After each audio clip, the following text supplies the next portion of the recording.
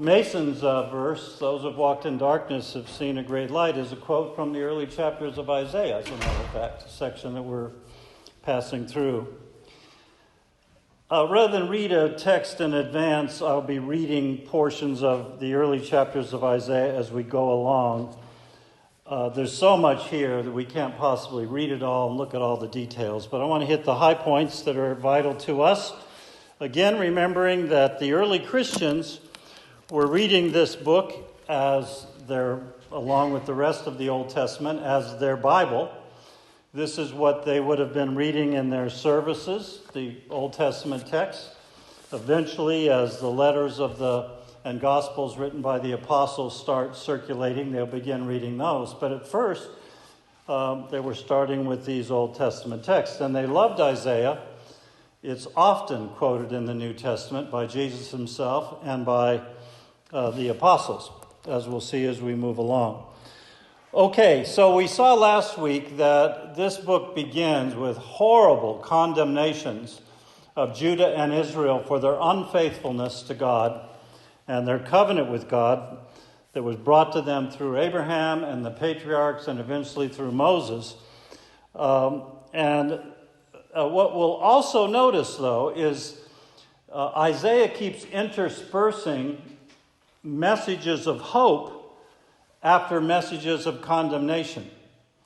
This is so common in the prophets that great Jewish scholar Joshua Heschel even goes so far as to say in his writing about the prophets that the Hebrew prophets invented hope.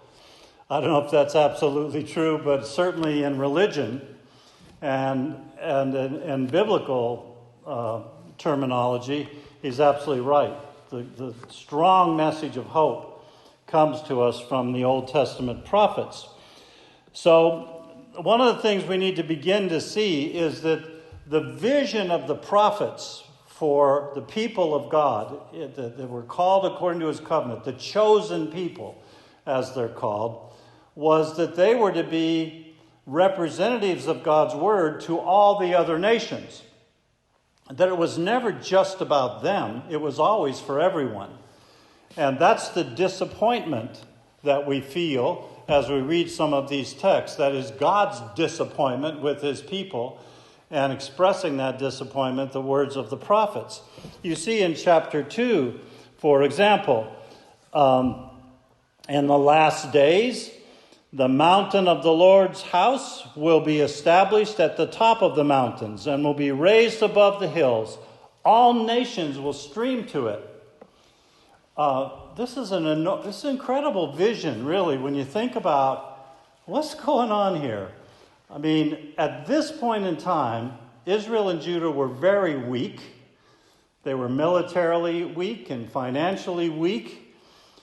They were under the shadow of this enormous empire that spread all the way from the western edges of what today we'd call Iran, and then all the way through Iran. I'm getting backwards. From the edges of Iran over to Iraq, all the way over the northern Mesopotamian region, the Tigris and Euphrates River valleys and so on, all the way over to the coast, the southern edge of what we now would call Turkey, down the coast towards Egypt. Eventually, they conquer Egypt and everything in between, all along the northern regions of what we now call Saudi Arabia. They controlled that whole region. They were violent, they were powerful, they were frightening to anyone who resisted them. So that's the environment in which Isaiah is speaking. At this point, in this early stage, Assyria has not actually, invaded Jerusalem and conquered Jerusalem. In fact, they won't during Isaiah's lifetime. But they're on the edge of it, and their shadow is always over the land. So in the midst of that, Isaiah is saying, hey, the time is going to come in what he calls the last days when all the nations will stream to God's holy mountain. This poetic picture of this coming time when God will conquer the world by grace.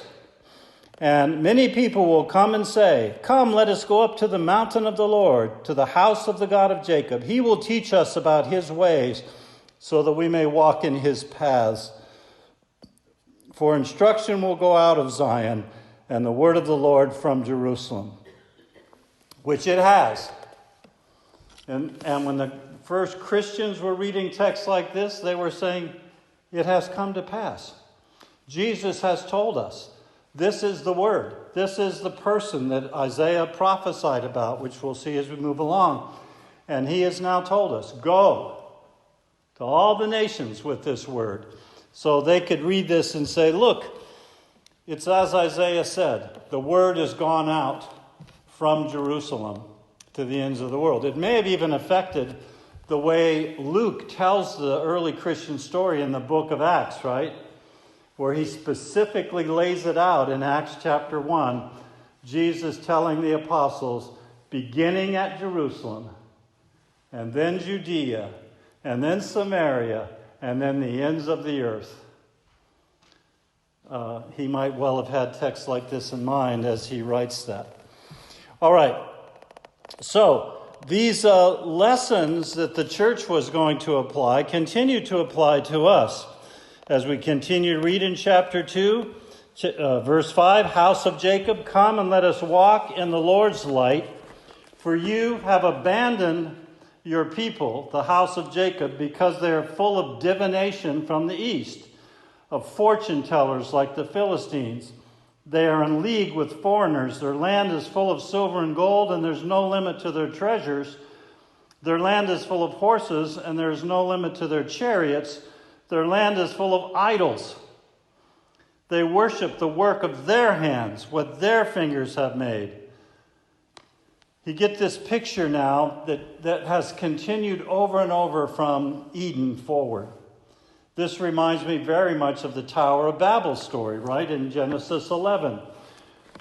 The people who have fallen into sin have begun, this is before Abraham. Abraham would be called in the next chapter, Genesis 12. And we're told that they decided to build a tower. We nickname it the Tower of Babel. And we talked about this in some earlier lessons, that the purpose of a tower like that was not to climb up to God. That's the way we think. The way they thought was it's to allow the God to come down from the height of his dwelling place, to come down to the temple that would be built next to the tower.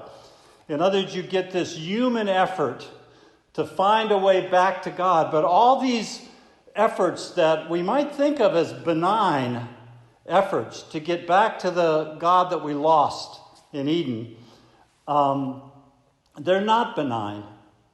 And when you read the text, note what it says about the people of Babel when they built the tower. We will make a name for ourselves. That was the goal. And always when people in man-made religions and man-made efforts to be spiritual, it always focuses with me and us and what we're going to do and what we want. And so it goes. Well, we can continue reading. Judah's leaders are being warned repeatedly by Isaiah. Don't trust anyone that's human. Trust only God. You get this warning in the beginning of chapter 3. Note this.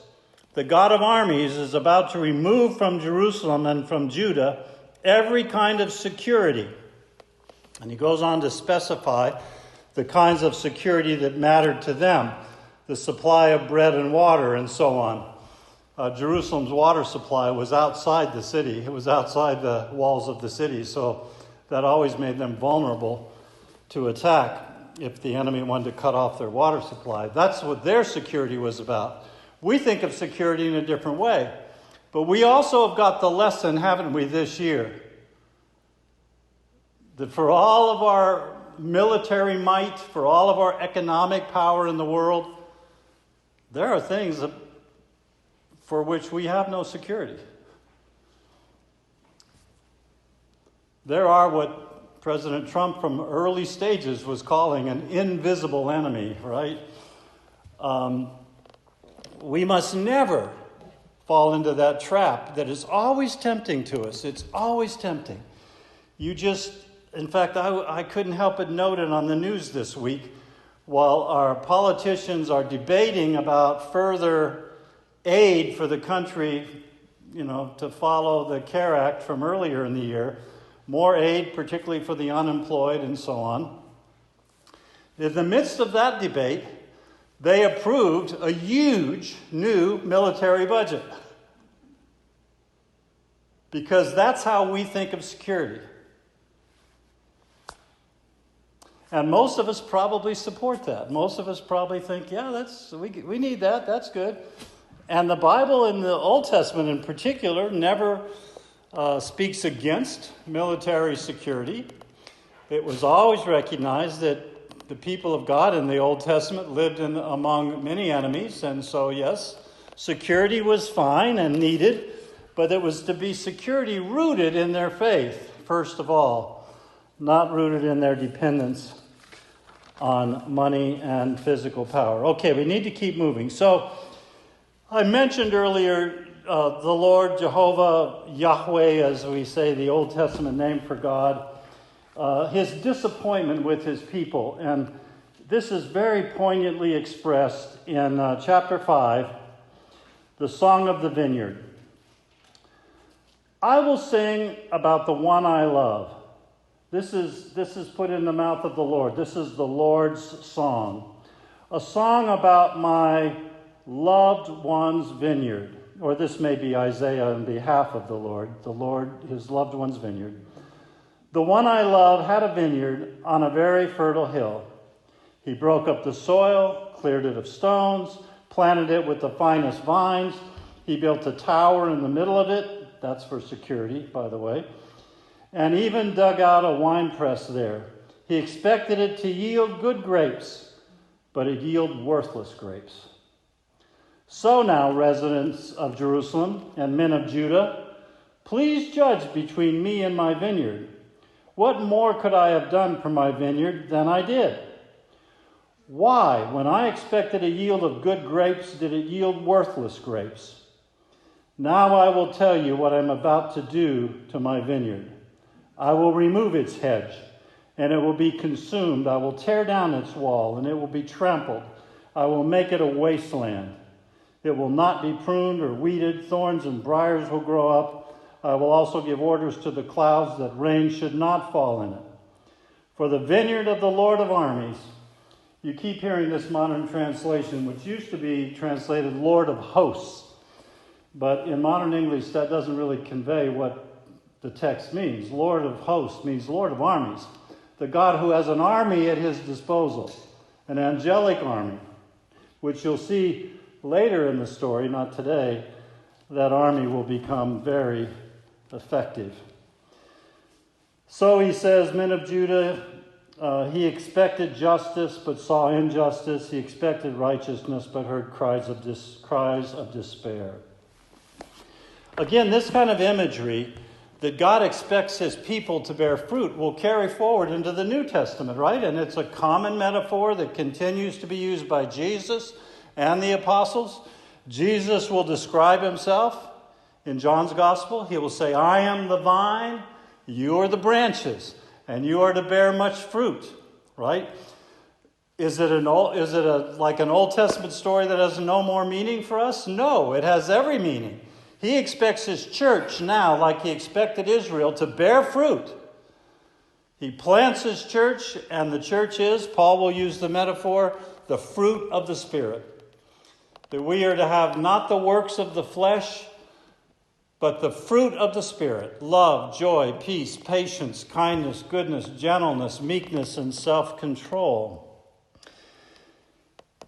Jesus at one point in the Sermon on the Mount, when he's talking about how you're to distinguish between those that are true representatives of his kingdom and those that are not, he says, you will know them by their fruits.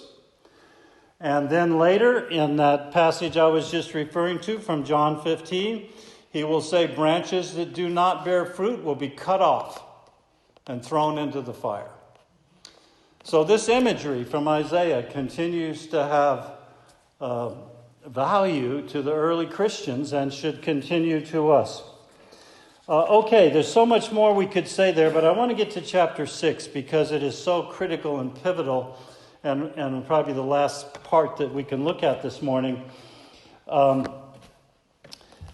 Chapter 6 is this famous passage of Isaiah's vision of the Lord and what appears to be his call to prophetic ministry. And you could ask the question, wait a minute, he's given us the way he has structured this document. He's given us these 5 chapters of alternating judgment and hope before he even says anything about his actual call to service. Why didn't he put this first, like Jeremiah does, for example? Why is it waiting till now?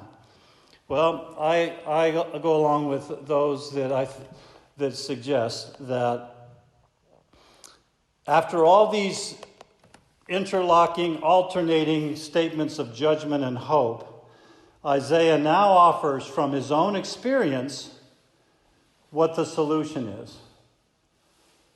What hope is there for Judah? What hope is there for the Israelites?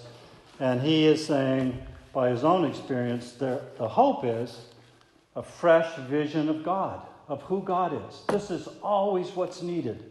This is what you and I need. This is what we may need repeatedly in our lives. Now, he has this fresh vision of God in an extraordinary way. I'm not saying all of us should expect an identical experience to Isaiah's, but it represents what all of us must seek. In the year that King Uzziah died, I saw the Lord seated on a high and lofty throne, and the hem of his robe filled the temple. Seraphim were standing above him. They each had 6 wings. With 2 they covered their faces, with 2 they covered their feet, and with 2 they flew. And one called to another, Holy, holy, holy is the Lord of armies. His glory fills the whole earth. The foundations of the doorway shook at the sound of their voices, and the temple was filled with smoke. Then I said, Woe to me, for I am ruined, because I am a man of unclean lips. I live among a people of unclean lips, and because my eyes have seen the King, the Lord of armies. Then one of the seraphim flew to me, and in his hand was a glowing coal that he had taken from the altar with tongs. He touched my mouth with it and said, Now that this has touched your lips, your iniquity is removed and your sin is atoned for. Then I heard the voice of the Lord asking, Who should I send? Who will go for me? I said, Here I am, send me. And he replied, Go. Say to these people, keep listening, but do not understand. Keep looking, but do not perceive. Make the minds of these people dull, deafen their ears, and blind their eyes. Otherwise they might see with their eyes and hear with their ears, understand with their minds, turn back and be healed. Then I said, Until when, Lord? And he replied, Until cities lie in ruins without inhabitants. Houses are without people. The land is ruined and desolate, and the Lord drives the people far away, leaving great emptiness in the land. Though the tenth will remain in the land, it will be burned again like the terebinth or the oak that leaves a stump when felled. The holy seed is the stump. Maybe not exactly the message Isaiah was expecting to deliver, but you will see these exact verses quoted in Matthew and in John's Gospel by Jesus as he observes how dull of hearing the people of Jerusalem and Judea are as he brings his own word. How are we to experience this vision of God's glory? Well, the clues are clear in the New Testament. In John chapter 12, John writes, Isaiah saw his glory. The context is the his there, the he there is Jesus.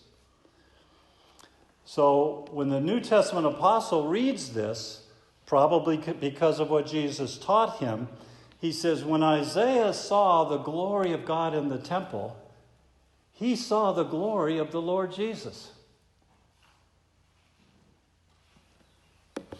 That's why the apostles can go on to write in other places, like one of my favorite chapters, 2 Corinthians 4, verse 6, where we're told that there's this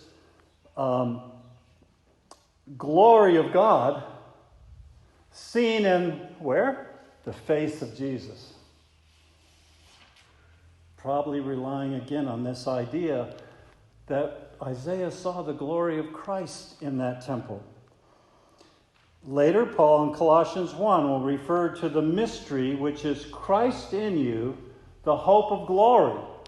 Again, this reference to holiness and glory, always side by side. We're told in 1 Corinthians 1 by Paul that Christ is our sanctification, which is, he is our holiness. He is the one who's making us holy, because we must be holy as the one who is described as holy, holy, holy, an intensification of the idea of God's absolute moral purity. So when Isaiah responds to this by saying, when God asks, when Christ asks in this vision, who will go for us? He says, here I am, send me. That needs to be the response of every single Christian. It doesn't mean send me off to Timbuktu somewhere. It does for some people.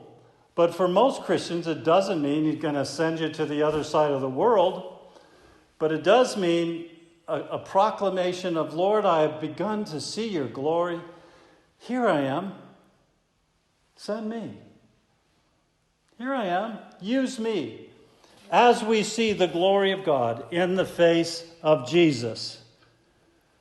And we must be ready for the resistance of people. Even what's described here. Now, I've lived in 3 major regions of the United States. Born and raised in Southern California. Spent my early ministry years in Maine, New England, as we called it. And now here in the South, where my family started. And I've often thought, especially since I've been South, it was true to some degree in all those places, but especially in the South, how easy it is for people to tire of the gospel in the Bible Belt, to begin to take it for granted, to begin to identify themselves with it, even if they don't identify themselves with any particular Christian community or show any signs that they love the kingdom of God. That makes me think of these people, Israel, to whom Isaiah was speaking. They're going through the motions all the time. They're offering things, grain offerings, blood offerings. They're going to the temple. They're repeating the prayers, but their heart was not in it. It's a warning to us at this Christmas season, a time when, as I said last week, our culture loves Christmas. Wall Street loves Christmas. Big box stores love Christmas. Politicians love Christmas. But they don't necessarily love to bow to the King of Kings, born as symbolized here in the manger. Well, I want us to get on to chapter 7, which is that fantastic prophecy of the virgin shall conceive and bear a child. But time forbids us to move on to that right now, so we'll save that for our meeting next week, which is actually the one we're calling our Christmas meeting, since we won't have a Christmas Eve service. I'm going to dispense with the closing hymn and go right to our meeting because, well,